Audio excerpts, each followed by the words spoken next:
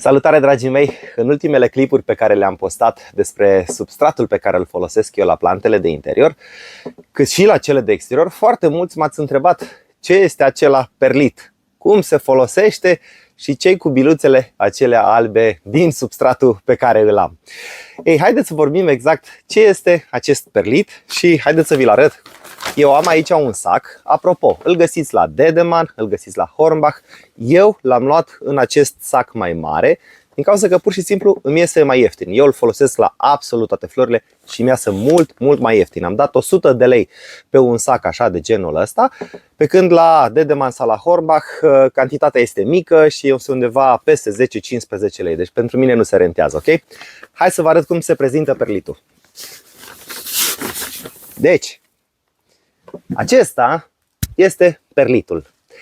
Aceste pietricele mici, ca și polistirenul, sunt foarte ușoare. Și să vă spun exact de ce sunt ușoare. Acest perlit este de fapt o rocă vulcanică expandată. Este dusă la o temperatură de peste 1000 de grade și această rocă pur și simplu explodează ca un popcorn și devine foarte ușor. Și din cauza faptului că este dus la aceste temperaturi, el nu mai are deloc apă în el și asta îl face în același timp să fie ca un burete și să absoarbă foarte multă apă.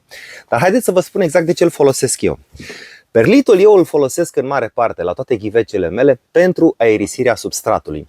Și știți că vă povesteam eu, cea mai mare problemă pe care o avem cu majoritatea substraturilor noastre care le cumpărăm din comerț este că aceste substraturi se strâng în timp, se adună în jurul rădăcinii plantelor, le sufocă. De fiecare dată când încercăm să udăm acea plantă, toată apa curge pur și simplu pe lângă ghiveci, curge direct în farfurie și substratul nostru nu se udă deloc.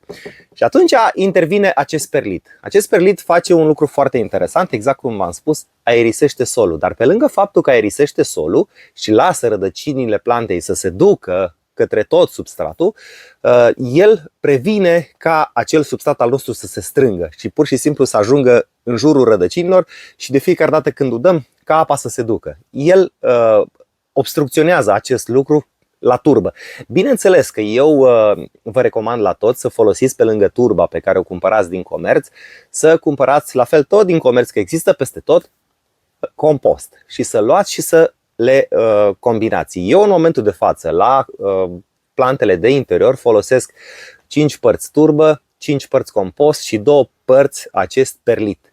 La unele mai adaug și îngrășământ chimic, cum v-am spus, folosesc un osmocot 4-6 luni, dar cel mai important este acel compost, fiindcă acel compost va rămâne acolo foarte multă vreme și ne va hrăni florile noastre. Și haideți să vă arăt cum se prezintă un mix de al meu.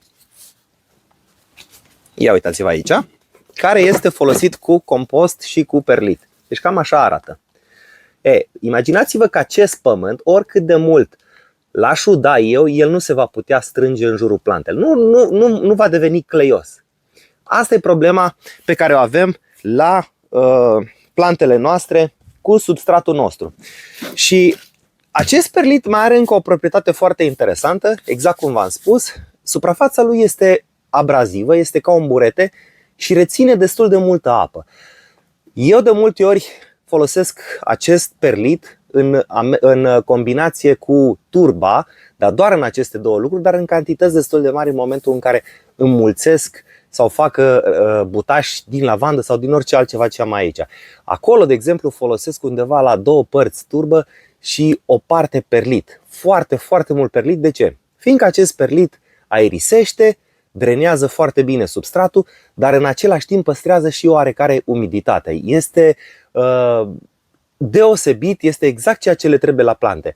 Avem foarte multe plante de interior la care le place foarte mult umezeala, dar în același timp, exact cum am spus, ca și crinul păcii, ca și anturium, le place umezeala, dar în același timp, dacă pământul se strânge, se încheagă și devine cleios, acesta sufocă rădăcinile plantelor și acestea mor.